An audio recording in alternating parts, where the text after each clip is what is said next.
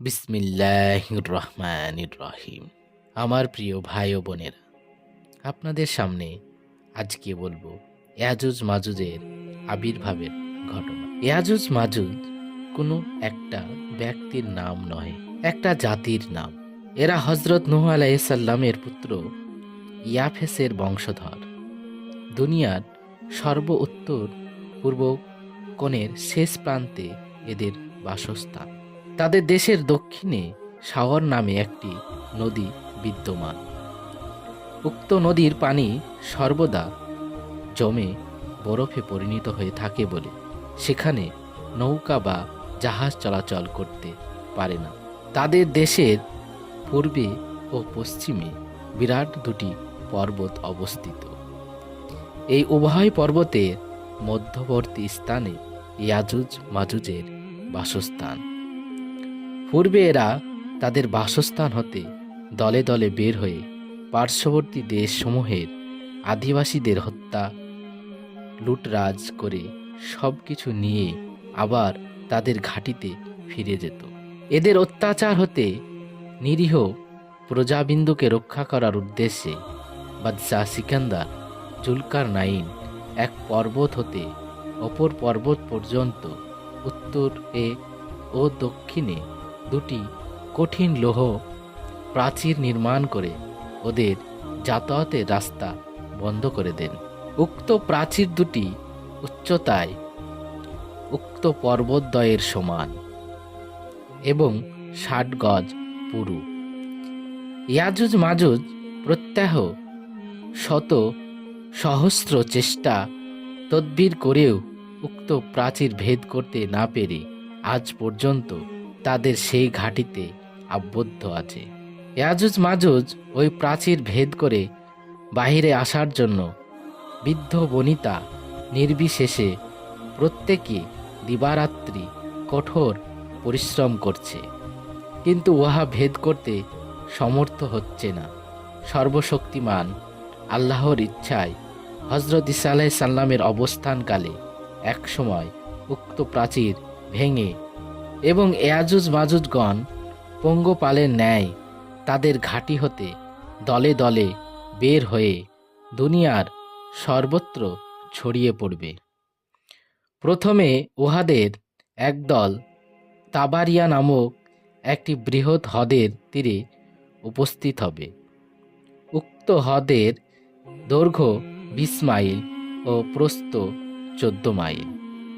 ইয়াজুজ মাজুজদের সংখ্যা এত অধিক হবে যে উহাদের প্রথম দলটি উক্ত হ্রদের যাবতীয় পানি পান করে উহা শুষ্ক করে ফেলে অন্যত্র ধাবিত হবে। পরবর্তী দল সেখানে এসে এক ফোঁটা পানিও পাবে না। উহারা দেশের সর্বত্র দলে দলে ছড়িয়ে পড়বে এবং লোকদের উপর নির্মমভাবে অত্যাচার জুলুম করবে। যাবতীয় খাদ্য সামগ্রী লুটরাজ করে নিয়ে যাবে। কতক লোককে হত্যা করবে, কতক লোককে বন্দি করে নিয়ে যাবে।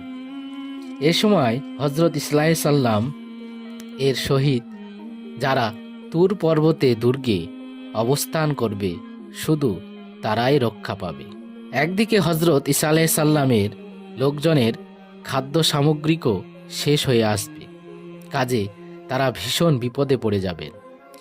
এই বিপদে হতে রক্ষা পাওয়ার জন্য হজরত ঈসা আলাইহিস সালামের সর্বপ্রদাতা আল্লাহর দরবারে মুনাজাত করবেন এবং তার সঙ্গীগণ সবাই তার সাথে হাত উঠিয়ে আমিন আমিন ইয়া রাব্বাল আলামিন বলবেন। তাদের দোয়া আল্লাহ কবুল করবেন। সর্বশক্তিমান আল্লাহ তাআলা ইয়াজুজ মাজুজকে ধ্বংস করার জন্য এক প্রকার ব্যাধি নাজিল করবেন। তার দ্বারা উহারা সবাই আক্রান্ত হয়ে এক দিবারাত্রির মধ্যে মরে নিঃশেষ হয়ে যাবে। ইয়াজুজ মাজুজের মৃত্যু সংবাদ শ্রবণ করে হজরত ঈসা আলাইহিস সালাম একদল লোককে দেশের অবস্থা পর্যবেক্ষণ করার জন্য প্রেরণ করবেন।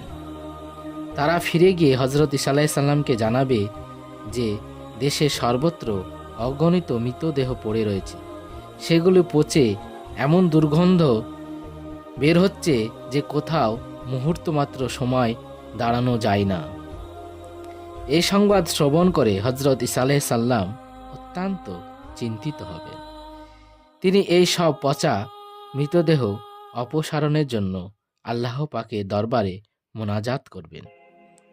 আল্লাহ তাআলা তাহার দোয়া কবুল করে লম্বা গলা বিশিষ্ট, খুব বৃহৎ, অত্যন্ত হৃদপিষ্ট এক প্রকারের জানোয়ার প্রেরণ করবেন। তারা এসে ওই সব মৃতদেহকে কতক খেয়ে ফেলবে ও কতক নদীতে নিক্ষেপ করবে। অতঃপর মুষলধারে বৃষ্টি পতিত হয়ে সমগ্র দেশ দুর্গন্ধ দূর হয়ে যাবে। ওই সব মৃতদেহের রস রক্ত মৃত্তিকার অভ্যন্তরে প্রবেশ করবে। মাটি অত্যন্ত উর্বর হবে, ফলে দেশে অধিক ফল মূল, শাক সবজি, শস্য উৎপন্ন হবে, যা কেউ কোনোদিন কল্পনা করতে পারেনি। দেশে তখন অতি অল্প সংখ্যক লোকই জীবিত থাকবে। কিন্তু তখন যারা জীবিত থাকবে তাদের মধ্যে একজনও অমুসলমান অথবা বেঈমান মুসলমান থাকবে না। দেশে পূর্ণ সুখ শান্তি বিরাজ করবে। এই অবস্থায় হযরত ঈসা আলাইহিস সালাম ইন্তেকাল করবেন এবং তারপরে কাহতান গোত্রের জাহজাহ নামক জৈনিক ব্যক্তি ইয়ামেনের খলিফা হবেন। তিনি অত্যন্ত ন্যায় পরায়ণতার সহিত কিছুদিন রাজ্য পরিচালনা করবেন।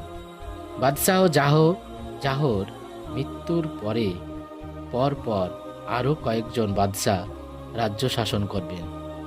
কিন্তু তাদের সময়ে দেশের লোক আবার ক্রমশ আল্লাহর পথ ভুলে নানা প্রকার পাপাচারে লিপ্ত হয়ে পড়বে। এখান থেকেই আমাদের ইয়াজুজ মাজুজের আবির্ভাবের ভিডিও শেষ করলাম। যদি আমার এই ভিডিওটি ভালো লেগে থাকে তাহলে অবশ্যই আমার চ্যানেলটিকে সাবস্ক্রাইব করে অবশ্যই পাশে থাকবেন।